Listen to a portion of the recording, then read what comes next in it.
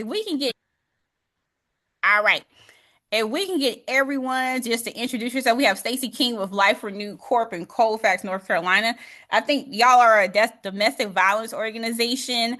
Tia Henderson with Change Will Come Youth Foundation and the Green Dumb Squad.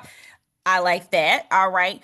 We have Alonzo Foster with Zoe Foster with Zolistic Life Foundation in Burlington, North Carolina.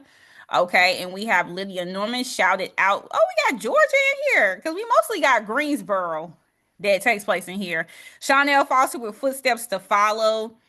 Okay, the Pearl Lee Foundation in Greensboro with Deborah Allen. All right. Good. We're looking good. Okay. Giving people enough time. People got to get in here. All right. Marquise, I hope I said it right. Evans, St. Paul Life and Learning Center in Jonesboro, Arkansas, and Shantae Renee, the People's Market. Okay, great. So what I'm going to do, I'm gonna be paying attention to the chat, but I'm also going to spotlight Princess.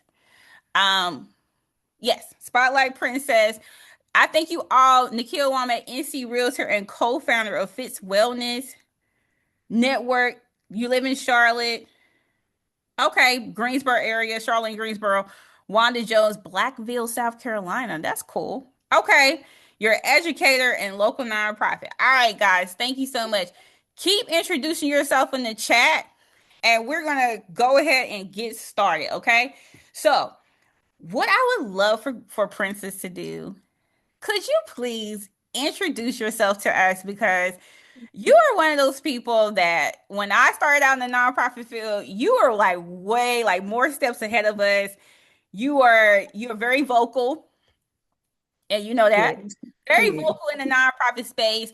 But what I love about her is her truth, her audacity, authenticity, and just the ability just to like tell people the truth and be able to make it so crystal clear on the importance of running a nonprofit, managing your board, and also realizing it's not always going to be about grant writing.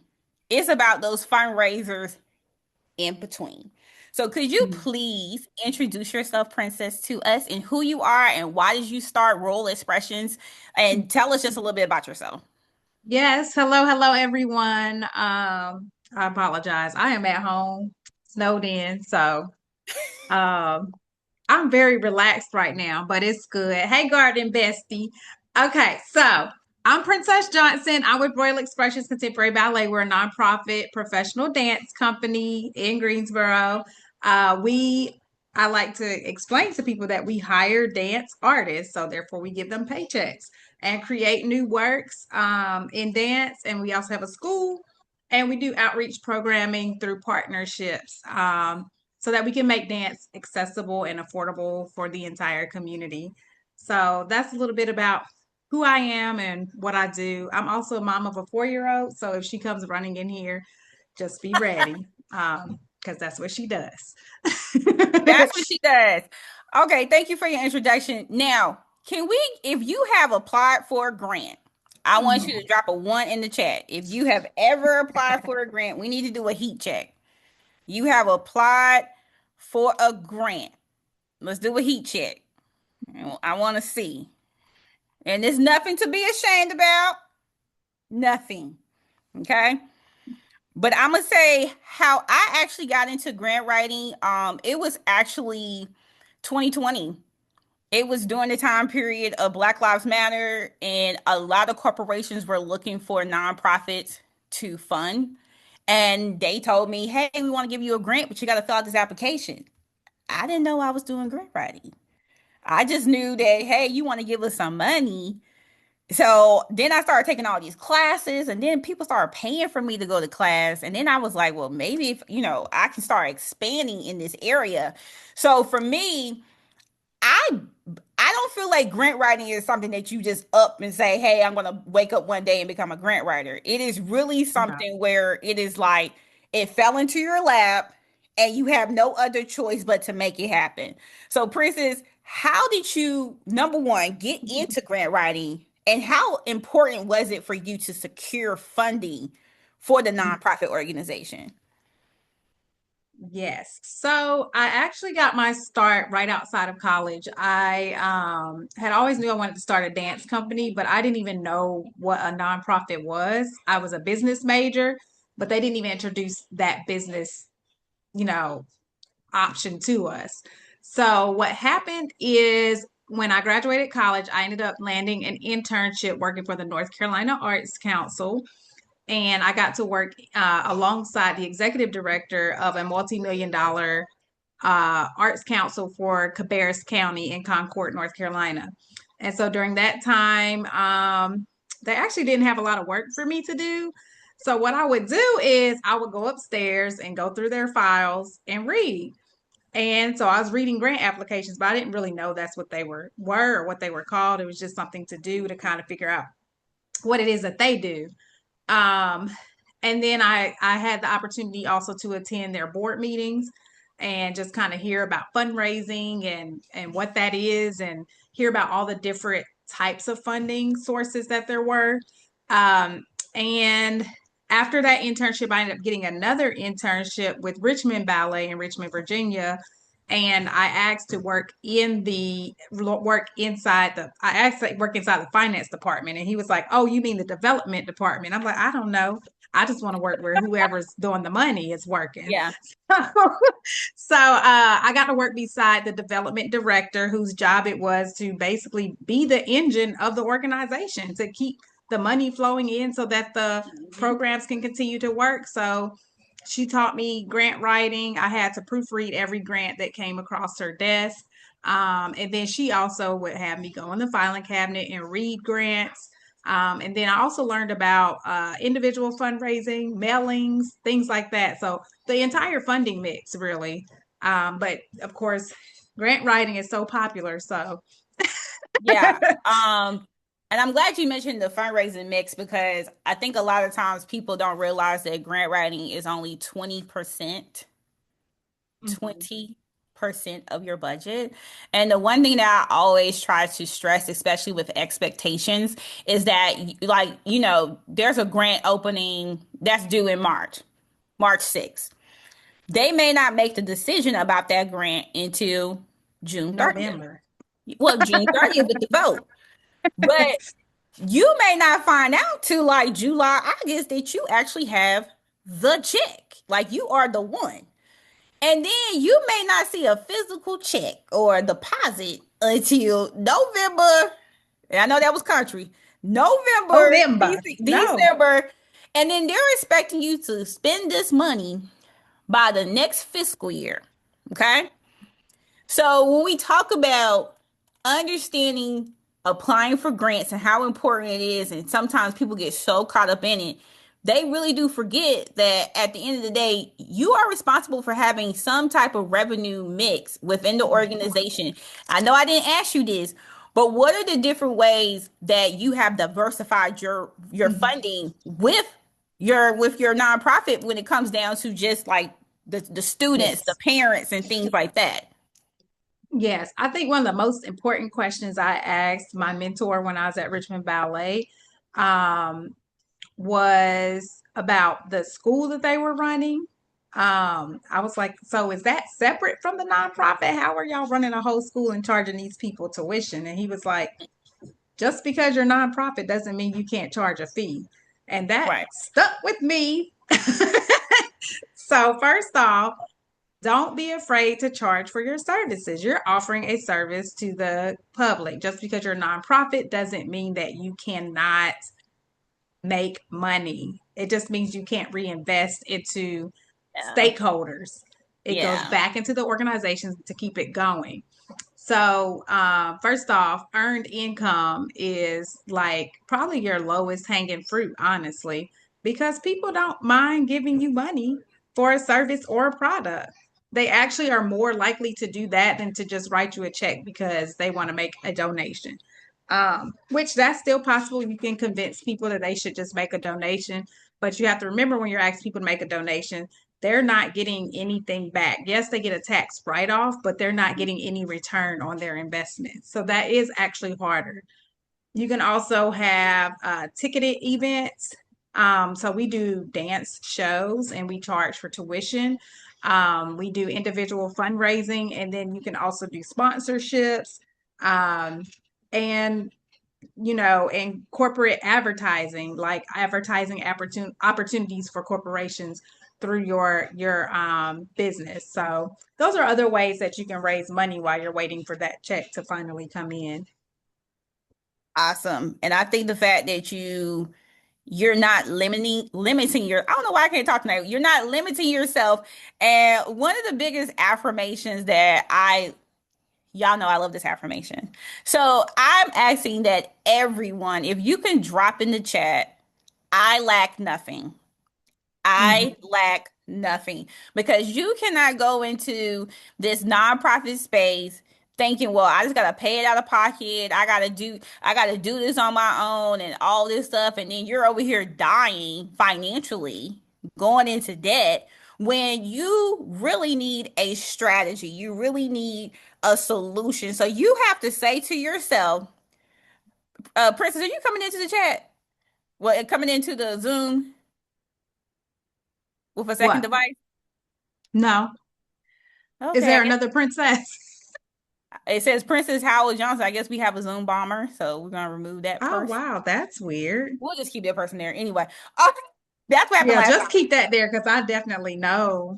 Yeah, No. so at the end of the day, you have yes, I lack nothing. I lack nothing because when you get into the Ready, mindset, Mario? What's happening? oh, okay. When you get into We paying in this. Who the fuck is my? hold on, we have a Zoom bomber. This is crazy. Oh, Well, anyway, we big time, girl. what in the world? Okay, I ain't never been Zoom Bob. this is crazy. Anyway, I'm about to have a hot flash. Y'all, anyway, God is good. Don't do Uh, anyway, that. back to my point. All right, we lack nothing. Okay, thank you. Thank you for That's somebody right. laughing. Because I'm like, what in the world is Yes, going I on? lack nothing. Even Zoom Thank you. bombers. Even Zoom bombers. All right, y'all. Okay. Then my next question is how important was it for your organization to become grant ready? Because a lot, this is a conversation that we don't talk about a lot. Um, People just immediately think, okay, I'm gonna apply for this grant because I have a 501(c)(3) and I'm ready. Mhm. But what did it mean for rural expressions to be grant ready? Okay, so I have mixed opinions about this question Okay, because that's good. a lot of grant funders out there love to always say you're not grant ready, and it happens a lot to organizations of color. So I just want to throw that out there. However, it doesn't mean you don't need to get ready, especially us. We always got to do things 10 times harder than everyone else. So therefore, to be grant ready and a lot of them will tell you you're too new or blah blah blah, but it's so many nonprofits that pop up and get grants right off, hit the ground running for grants. Mhm. So don't let being new stop you, but do have some things in place. One of them being one things I wish I would have done before I started my nonprofit, and I should have known this in retrospect, considering the internships I had, but I was 25 and I was excited. But have your individual donor base started up and raise like a nice pot of money prior to even hitting the ground and starting. Like have a nest egg, have funds that are already there, because it does make you a much stronger candidate to be able to show I had 50 backers and they each gave $100. So now I'm asking for this $5,000 grant and I can show that I know how to raise 5,000. So therefore you giving me 5,000 is a safe option. It just builds trust for the grantors that are out there. And that word trust is super important, especially as people of color, because a lot of times they just don't trust us. So sometimes money talks. So having money in the bank definitely makes you grant ready. Um, and sadly, the more money you have, the more likelihood of you receiving a grant. I know it sounds backwards, but that's just how it is. Having a board of directors. if you're if you don't have a board of directors in place, no grant funder is going to think you know what you're doing. Because by law, as a nonprofit, you have to have a board of directors, and you Mm-hmm. need to have their information ready, their phone number, their address, and sometimes you need to have a record of the minutes of y'all actually meeting. So you can't just ask your friends and family to be on your board and then think that you can't prove that y'all are actually meeting, because sometimes they do actually request those transcripts, and it should be made publicly available. um, and you should have some type of budgeting software.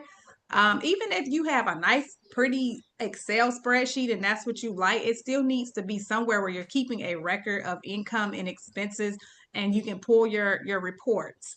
You need to be able to pull an income and expense report. You need to be able to pull a balance sheet. So when you have all of those things together, as well as some type of program, if you haven't ever done the program, you need to have statistics that show why this program will work. If you've done the program and you have information about how the program impacted people, get interviews from people, do surveys, so that way get records of who you're serving, what is their race, what is their age, what is their income bracket. All of that stuff is going to have you ready to apply for grants. You just taught a whole little class that I'm usually always teaching. Okay, good answer. And if y'all do have any questions, please drop it in the chat. Um, and just walking through the process for grant submissions and what that looks like and the preparation. One of the biggest things that I can say as a grant writer, stop waiting to the last minute. Stop, because the funder is literally waiting on you to apply. And it's always those applications when they say it's due at 5 o'clock. And I mean, I'm talking about, I have literally seen applications coming in. I'm talking about it is literally 4:58 and they're coming in. Or you just found a grant and you're just like, we got to get it today, but you don't have everything together. And one of the biggest things that a grant writer can do for any organization is really get you all prepared and get you organized and have all your documents together. So, Princess, what is your process when it comes down to just preparing to apply for grants? And also, could you just share a little bit when you are, this is me, when you get on those Zoom, those info sessions, can you talk about when you are, Princess is notorious for every grant writing or grant information session. She is notorious for asking the question. So can you just talk You about, have to ask a question. Make yourself memorable in those sessions, because I'm trying to tell y'all, these grant program administrators, they actually will go to bat for you. They can slant who you are, and they if you are the annoying person in a grant session, they will let them know that you were the annoying person. If you were the person who's on top of their stuff and they ask the really good questions, they will let them know that this person is serious and they know what they're talking about. yeah, So make sure that you show up. Even if you don't ask a question, just be there. When Alana is asking y'all to be active in these chats, they remember that stuff. They see your names. Just do something to make yourself memorable when you're in those grant sessions. It sucks that so many of them are online now. If you ever can get to one in person and it is in person, I say show up in person, introduce yourself. It's like going on a job interview or doing a networking session. So it's so important to really make sure that they know who you are and that you know who they are, because sometimes you get to some of them things and you're like, I don't even think this grant is for me. I don't even like the people. And sometimes you don't have to take money from everybody. I mean, I'm not going to take money from like a cigarette company. They can offer me as much money as they want, but I know that doesn't work for my brand. So sometimes you may find that out, and that's okay. You don't have to apply for every grant that you see. I agree with that. And how realistically, how long do you wait to apply for the grant? So I usually give myself a 2 to 3 week window to first assess how long I think I need. Mhm. So some grant applications, if I've looked at it and I'm like, okay, this one will be pretty quick, so I can come back to this in about 3 to 5 days before it's due. Especially if I know I've already written one similar to it and it's going to be Yeah. more copy and paste. Now, you can't copy and paste everything. You always got to, just like if you're doing a cover letter for different jobs that you're applying for, you got to tweak it. But if I know it's something that's kind of similar that to what I've already done, then I know that I can just come back to that later.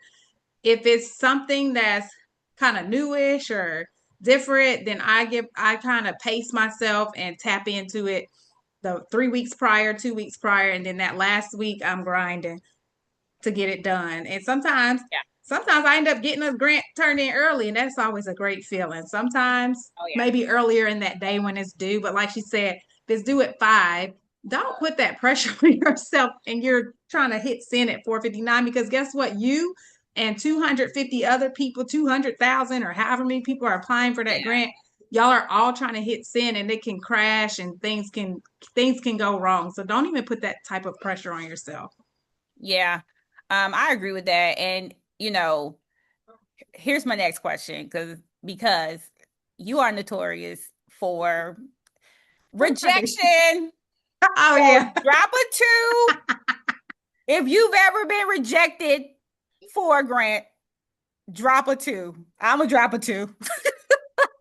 If you've ever been So rejected many. So for a many. grant, all right, princess. All Oh right. man, so So many how do you deal so with many rejection? rejections. Well, So how do there are you two deal? types of rejections I've had to deal with. There's the pre-COVID rejections versus the post-COVID rejections. Okay.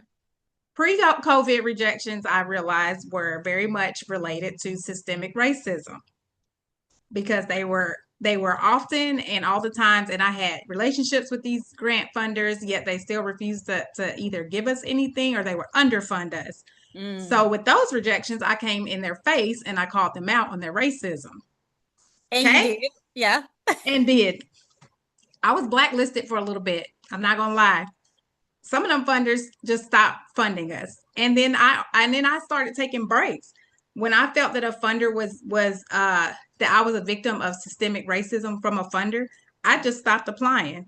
I took breaks but I continued to call them out on their stuff. So then COVID hit, and a lot of those funders that I had called out started giving us money, started Mm-hmm. asking us to apply, started asking me on to these Zoom calls to talk about systemic racism.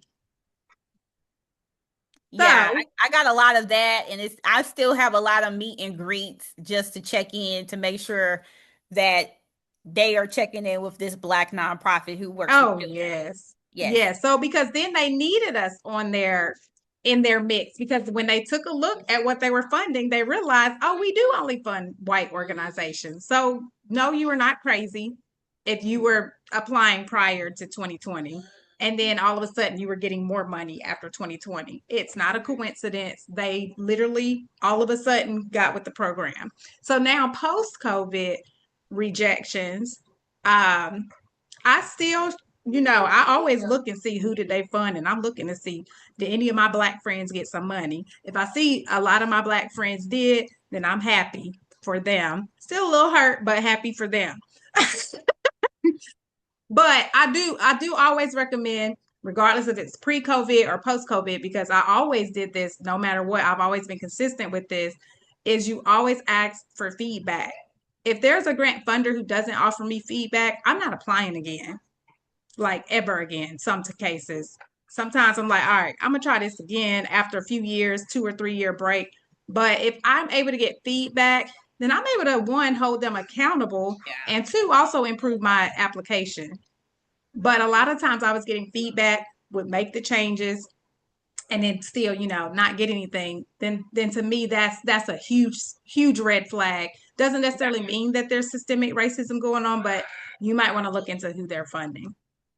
Yeah, and I think I deal with disassociation really well. So when we're like rejected, my level of offense is like, I'm not offended. It's like, because I know at the end of the day, I have to fundraise. I have to Yeah. fundraise. I have to pay these bills. And Mhm. it's like, you can just see, like, a lot of times when they're reaching out, sometimes they'll ask you to apply and then they won't give you the funding. And you're like, well, why did you ask me to apply? Why did you set up this meeting with me?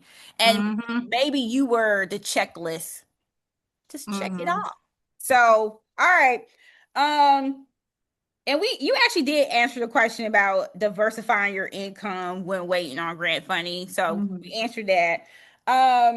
Now the last part is, and we'll get to the questions in the chat. How important is it for you to build a relationship with a funder? Yes. And what has been your best approach?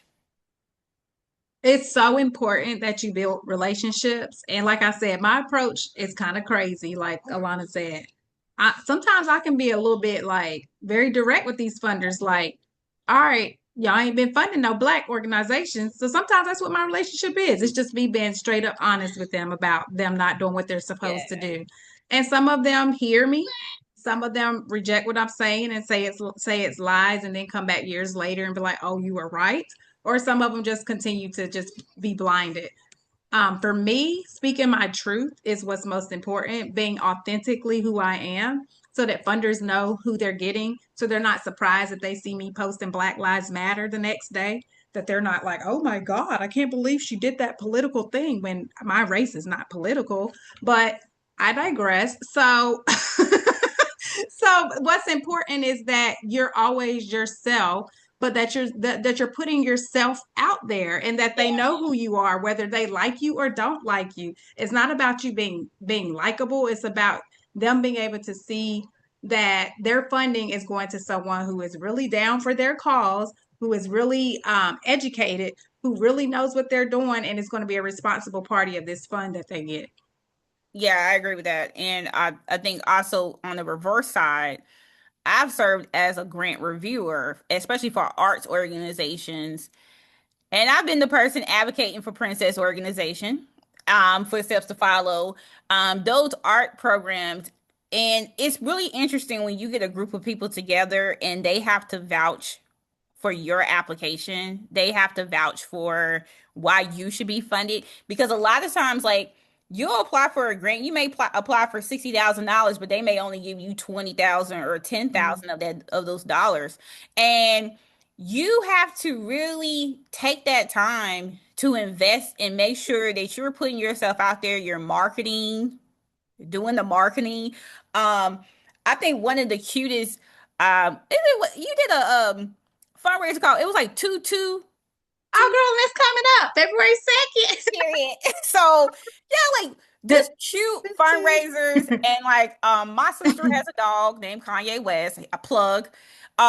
He is one of the top fundraisers for I Am a Queen. He is over me. I am not his favorite person that people might think, but he is literally, when I put him out on social media, so many people are like, I'm giving for Kanye. And he's a dog, y'all. He's a dog. So, it's just like you have to be willing to be different, to diversify yourself, to just let people know, like, hey, you do exist. You are open for business. Mhm. And there's nothing wrong with your organization if you are rejected. So yeah. So what I'm gonna do, I am going to take off. I'm gonna put us back in gallery mode. Mhm. Remove spotlight.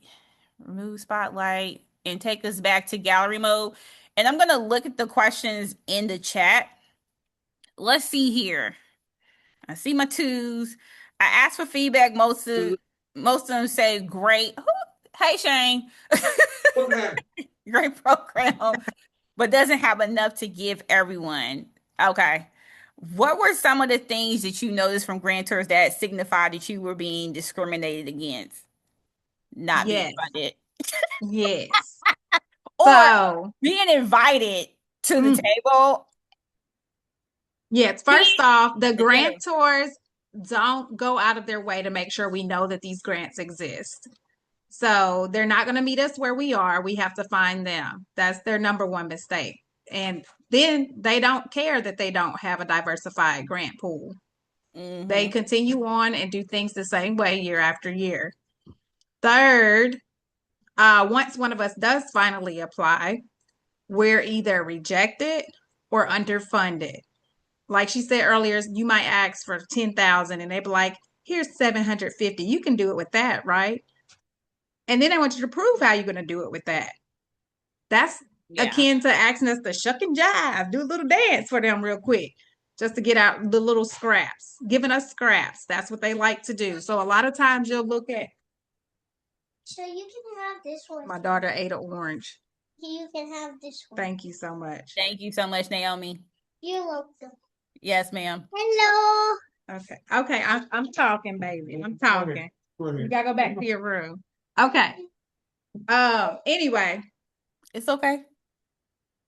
Anyway, so a lot of times if you'll look at who they funded, you'll see that the ones who get the most money are the white organizations, and the ones who get the less are organizations led by Black people or people of color, if we even make the list, because oftentimes we just ain't even on there. So that's what I noticed. It was a trend, and it was an Yeah. ongoing trend, and it went on for 10 years. And I actually had only noticed it with one organization at first, and then I started getting articles that were talking about this, and I realized, like, oh, so I'm not crazy. And so then I Yeah. put a lot of the organizations on blast in the city, and a lot spiraled from there. But yeah, one of the articles that I read, one of the people I would recommend you follow is nonprofit AF. He gives you some good stuff, and he's so snarky with it. It's an Asian dude that runs that blog. Is it So on Instagram? um I don't know if he's on Instagram, but he has a newsletter that you can sign up for, and his website is nonprofitaf.com. But Okay. he gives you a lot of tools and ammo and direction in speaking up and out against the injustices. So once I had that type of those type of statistics, I actually include that stuff in my current grant applications. I remind them of institutional racism as I'm writing my grants. I throw it Okay. in So y'all there. can tell she's more bold than me. I'm not doing it. I'm I not. throw it in there, and I've had I'm people come not. back and tell me that they either appreciate it or it caused a big ruckus in the room. Like, because I have Yeah. people who are now at these tables, because one of the other things they weren't doing was having us at the table. So when Alana said she got to sit on grant boards, they used to not even invite us. So it'd be like all these white people trying to decide who should get this money versus having a diversified grant board. So that was another issue. They just had the same people sitting at the table. Old white men. Oh God. Okay. Princess. All right. Does anybody have any questions or any additional questions before we end? Well, I had a question, Alana, that's at the top of the twos. I don't know if you went back that far. I didn't. Okay, let me check. My question is about how do you help your organization show up differently, other than organizations in the community doing. There's a lot of organizations that do similar Oh things yeah. Mhm. in programs and initiatives. So I'm just leaning in and want to hear your input on how do you show up. What's going to be different for you? That's going to make that Mhm. impact. How are we going to see you differently, other than what the neighbor is doing? Well, Right. I'll answer that first. So my background is actually in PR and marketing. That's what pays my bills. My bills. So I'm always looking at the who are the competitors against I'm a Queen. And what does I'm a Queen do differently? And the one thing that I can really say in this area, we have been the most consistent when it comes down to youth mentoring, when it comes down to leadership, when it comes down to community service. And we can stand by it. We have seen a lot of organizations come and go, but we have withstood for a really long time. And we really lean into, hey, we are here, we have been consistent, and we promote how long, like literally there are volunteers that were actually kids in our program. They were children and now they're adult women, and we can literally look at from the beginning to the end to show the impact. So that's been one of the biggest things for us is really staying consistent. And then the one thing about I'm a Queen, because I'm very type A, I literally will plan everything based off the same date. Like I literally will hit it every time. And people don't even realize that I literally stay in the same vein. I never like I'm never shaken within that. And I think that has been one of our key things about us is like people can expect it. Even with like back to school and we had to be, Windsor is no longer and we had to be moved to another facility, people were still reaching out and they was like, we know she's going to do something. We know I'm a queen is going to do something. So Mhm. the biggest thing is for us, it's been that longevity and that consistency and that storytelling of how long we've been around and the impact that we've made because we got teachers, we got women in this program that's getting their doctorate degrees when they was with us when they were 13 years old. So, Princess, you can answer that too. Yes, another word for that is sustainability. Yeah. A lot of times you don't have to prove that you're different. You just have to prove that you're sustainable, really, because that's what they want to know is like, after we do this for them, are they going to be able to keep doing this? And that's why I said one of the biggest things I wish I would have done was wait to start when I had a good cash flow coming in, when I had a good nest egg, because then people trust you and they're like, okay, that program is all shiny and bright and whatever, but they only got $5 versus yours, which is pretty, bare bones specific, and it is what it is. But you got 5,000 sitting in the bank. Nine Yeah. times out of 10, the money always talks. They trust and believe in the person who manages their money well. Um, so you need to have tight financial records. A lot of times we want to write these beautiful grant proposals, but if your financial records aren't great, then it's not going to work. I remember I was reviewing a grant proposal, beautifully written, articulate, wonderful. They, sold the story, had all the imagery, but then they didn't even have like an actual report for their, like, they didn't know how to do an income and expense statement. It's just like something thrown into a spreadsheet, and it was very confusing, and it was just like, we don't know, they don't know how to manage money. That's the first thing that's going to come out of their Yeah. mind. So get that stuff together and just be true to who you are. Be authentic. Don't really worry about what the other people are doing because their program is similar. You will stand out because you have your stuff organized, you have it together. And but the storytelling is still very important. So have your story, know what your story is, and stick with that story. Good answer. Chanel Foster asks, is there a golden rule to apply to too many grants at once?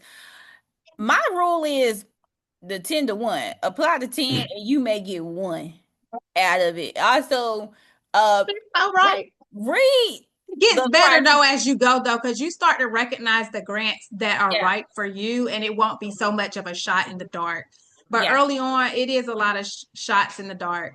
But as you get to know the funders and they get to know you, and you start to get more and more, then it becomes clear which grants you should apply for versus the ones you shouldn't. So make sure that you're aligned with the grant in the first yeah. place. Yeah, that's what I was going to mention, making sure with those guidelines and making sure that is this something that you can do, and also paying attention if there's a grant out there and it says, "Oh, this is a matching grant." Huh? Who's gonna do what? And you don't have but $2? How am I gonna match or a reimbursement grant? Especially when they don't tell you there's a reimbursement grant. Oh, So girl, we ain't gonna talk about that. we did. I But done fell for it. yes, and one time Princess actually saved I'm a Queen because it was a reimbursement grant and she literally went to some people and said, I'm a Queen's not doing a reimbursement grant. They need their money up Yeah, front. And guess yeah. what? We got our money up front thanks to Princess. Clap, clap, clap for that. No, I remember that call. I was like, Me, Alana, you getting on this call with me today because this is yeah, not what we're doing. This is not what we're doing. yes. And make sure Because that they y'all didn't are, say that. And it and is yeah, hold them accountable. If you didn't say that, then you don't get to do it. right. And another thing is you, even though we are competitors when it comes down to these programs, it is really key to have partnerships in Mhm. place because a lot of times when it comes down to programming, Princess, somebody in Princess organization is going to send me, hey, these are the programs we are offering that we can bring into I'm a Queen. great. And I'm like, hey, I need somebody to come for our team conference. So, as nonprofit organization, it's very beneficial for you all to be partnering, coming together, showing the work is being done. Um, Lydia said, where can I get the articles of incorporation to know how to create one for a nonprofit? Definitely start with the Secretary of State. Depends on your state is going to have different filing fees and different requirements. So it really depends on that. And then you're going to get the tax ID number and then make sure you file for the Form 1023 Easy or Form 1023 to become tax exempt. Just the Queen says stay in your mission. Okay. Do we have any questions before we end? Okay. Drop some hearts if this was helpful. Drop some hearts if it was Yeah. helpful. Drop some hearts. Yes, we love the hearts. Yay. We love the hearts. Just to share with everybody, I am doing the grant writing fast course on February 16th at 7:30 again. This is a great opportunity. People have asked for it multiple times since I've done it in December, so I'm bringing it back. But just want to let you know you can go to my website or you can go to Eventbrite and this is up here. And then, but yes, the grant writing fast course is actually going to teach you how to write a grant because we are in the middle of grant season. And I just want to thank Princess for coming on here for just being funny. Naomi, thank you, girl, with the oranges. She got, girl, she But got. yeah, thank you. And I always love the transparency, the truth, because we are here to help each other. Like I said, Princess has helped me in a time when I was like, well, we need this money, but how are we gonna get it? And she went and I said, know she's about to throw that money away. I said, no, no, no, no, no. going through something. No, no, no, All no. right. But thank you all and have a good night. Thank Yes, you, good night. Princess. Really You're appreciate it. All right. you're Good welcome. Good night, night, y'all. y'all. Good night. Don't hang up. Oh, you said what you say, Keisha? Don't hang up. 1 second. 1 second. Please don't hang Okay. up. I was like, yo, okay, really quickly. So I'm watching from Ohio. I have one business in 2 states, Ohio and in North Carolina. My love, my passion is for suicide. Mm-hmm. And we know if we change the language with suicide, then we can change the stigma, right? So people don't commit suicide, they die by suicide. And so, but we want to say that, but you don't say that to somebody who dies by cancer, right? So we Mm-hmm. want to do that. Okay, I am doing a mixer in Greensboro for Mm-hmm. fundraising, and I'm doing a gala in Ohio. How do I go about raising money for the mixer as well as I'm doing this gala? So I'm doing two events in the same month. Okay. So I am flying to Greensboro for the mixer September 26th. I'm doing the gala here September 12th. I just need help with funding the mixer. The gala is really popular here in Ohio, and I have a lot of people backing me up, but I want to do it for my home, right? Because that's more important for me, like starting with home, loving home. And the suicide is really important and it is affecting our young people. And I need some help. That's why I jumped on here. I was like, I need to know the direction where I'm going because Yeah. it's really important. We are losing boys and girls in our community from age 10 and on up to that. And I want to really have the message. And when I went to go and look for organizations that supported that, there's not a lot. The Keller Foundation was the only organization that I found that supported the suicide mission. But again, they don't look like us. And we need it in our community just as bad as any other community. So I just want to help. So I was like, don't leave me, guys. Y'all help me. Um, one thing I would say, just to be in compliance, are you in compliance with fundraising in Ohio and North Carolina? Yeah, yes. So I have fundraising. I am a women-owned organization here, but they know that the article of operations started in North Carolina. So there it is doing two things at once. And Okay. sorry if I'm taking out everybody else's space. Y'all can get off if y'all need to, but I just wanted to. Okay, I hold on. just Let me stop streaming to Facebook. Sorry. Okay. Oh, true that, true that. Okay. I think it's how you message it and Okay. then who you partner with when it comes down to is the mixer going to be in Ohio or is it going to be in North No, Carolina? no, no. So the mixers, North Carolina. Why? Because we're just setting the stage for the gala to happen coming into 2027. The gala has been happening in North Ohio for the last 3 years. Hmm. With the people's mission, people believing in the mission, doing sneakers. So it's like a sneaker ball, but it's really for like really educating on suicide in our communities. I have an 8-year-old son, and the statistics are boys from 8 to 14 are dying by suicide. And Mm. it is my efforts to not be desperate to like save him, but to say that there's a community that supports the language and changes that way. Some of what I want to do in North Carolina is North Carolina is my home and I love it, but making sure that I come back with the same message of like, how are we changing the language within our community? I think the biggest thing you're going to have to do is figure out who are your partners down here and then also with the sponsorships to help you to be able to afford this event and then also um whoever's on your team making sure that they're like y'all are meeting goals as far as like how many tickets y'all are trying to sell because when you say you went from mixer to sneaker ball Yeah, that's two different things. When I yeah, think about a mixer I'm thinking about hey we're at a restaurant and we're networking but being a little bit yeah, more crystal clear when it comes down to those partners and then also making sure that people do believe in what you're trying to produce but the ultimate goal is to get as many community partners and sponsors and yeah, then trying to see making sure with those sponsorships those tickets are being sold within those sponsorships as well and then that way when you get to the event you're not worried about did any is anybody going to show up because you already know that people are going to support and you have a network of women yeah. that's here so but Princess you got anything.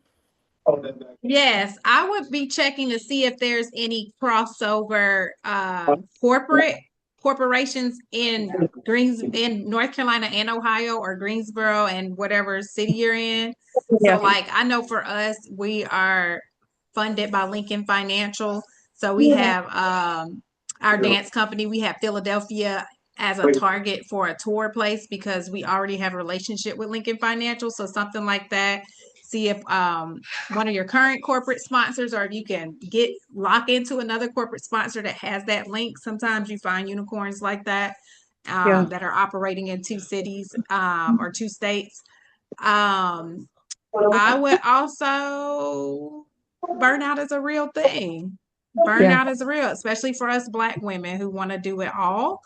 Yeah. There have been several times where we have had to pivot because it just didn't make sense to do the thing. We have canceled things because it just didn't make sense to do it. Um, we have one time we had an event which was supposed to be a fundraiser. We weren't selling any tickets for it. The market was telling us we ain't doing it. We don't want to go. And so what we ended up doing was downscaling the event and turning it into a customer appreciation event. The customers had a blast. It built morale and rapport, and it helped us in the long run. So some things you look at as friend raising versus fundraising. So maybe your goal isn't necessarily the funding, but just to build the support. So maybe the mixer doesn't necessarily have to have the funding, but if it has the people that come through, then you can start building those connections and the people who will be your future funders down the road. But yeah, but mixers to me, if you are looking good because if the gala's doing well and the Mhm. mixer maybe not so much, you actually doing pretty good because usually it would be the other way around. So, But I think she's trying um, to launch in North Carolina. That's what it sounds like. So yeah, we're going to launch it in North Carolina, of course, because I got a lot of slack. They was like, how you gonna go to Ohio and not do it for home? So Hmm. I was like, okay. So I'm coming back home to make sure that that's done. And just looking for that partnership, home wise, or who is focusing on those mental health strategies. But I do know, after going to the White House in October. Hmm. in October, knowing that they're cutting a lot of funding for mental health. Like that is a Yeah. real Yeah. thing, the funding for the line. And so I'm like, how do we do this as a community where we don't need government funding to support the mental health of our people? So I know that, the churches are the stakeholders to our culture. Mhm. Like if we get the church involved, then we can try to change that language between like you got to pray about everything. Maybe you need prayer and medication. How do we work together collectively to end the stigma in the Black, Brown, and Indigenous community? So that's where I'm Yeah. at. But I think yeah, it's there are some Black mental health groups and firms in the area. I know there's a group called Darkness Rising. They focus on Black mental health for artists specifically. They're Mhm. doing exceptionally well. So I would tap into that resource. Not necessarily for funding, but she has received a lot of funding um, in support of that, and it's a fairly new organization. So Darkness Rising, they're in Durham, which is pretty close. And then I know Metis Counseling is a Black female owned counseling firm. And then there's other firms that are owned by Black people in Greensboro. There are quite a few of them. So I will also start there um, and see yeah, what they can do. and get some ambassadors. I would say try to get some type of those nonprofits that have a little bit more pull. Try to get ambassadors from there to help Mhm. you to build on to a campaign that's going to bring the message home because you do have time in September to let people know. So, but if you want to reach out separately, I can Yeah. send a Yeah. link. But yeah, did anybody else have a question or we And all I apologize no, for you're good. taking. You're good. You're good. Just but anybody else? Ramona, you okay? You got something? Yes. And thank you for well, I got the invite from Miss Lauren Hopkins. So I Hmm. am just starting a foundation in memory of my son who committed suicide. So when Miss Oh Keisha wow. jumped on, it's like I just Died. lit He up, died. even though I was Ramona. behind. Miss um, Ramona, he died. He died by suicide. He did. He okay. didn't commit a And crime. that's what I wanted you to repeat again. So if you could say that again, because it makes sense. Yeah, he died by suicide. When we say somebody committed something, they committed a crime, right? It wasn't a crime. He was just so sad that he couldn't carry that burden. So he he died by suicide, just like you would die by cancer or heart attack. So Okay. changing that language that takes the embarrassment, the guilt with that away from that person. Yes. Sorry, Miss Mona. And I appreciate that. So thank you for the language change because as much as I can, I keep his name alive. And I know this meeting didn't, wasn't supposed to turn out this way, but it's no coincidence that she jumped on at the last minute. So I appreciate your input. And so I try to keep his name alive Hmm. and his legacy going. So thank you for that. But that's all I wanted to basically just jump on and say thank you. And if you could just provide me with the name of your organization, Miss Keisha. Absolutely. I can put it in the chat. Okay, thank you. All Thank right. you all. You're welcome. Miss Lydia, I dropped my link in the chat. Do you set an annual fundraising amount for payroll? Mm. Um, that would be a princess question. We're a volunteer. Um, I just set an annual budget, which includes Yeah. payroll. So I have a funding mix. So I'm not necessarily relying on just fundraising to meet payroll. I also have earned income through ticket sales, through dance classes, and through the partnerships that we have. We do a fee for services with them as well. Yeah. And that's always good. I know if we include within our grant to cover a program coordinator, Alana can't do it by herself. So definitely seeking support for that. And then we also put in our grants to cover facilitators to come into the organization to teach as well. All right. Okay. Keisha dropped her link. Do we have any last questions before we end? Them questions was got burning right there for a second. Okay. I love it. All right, guys. Well, I will get you all the recording pretty soon. So thank you again, Princess. And thank you for everybody who joined. Thank you so much. And I will talk to you all later. Good night.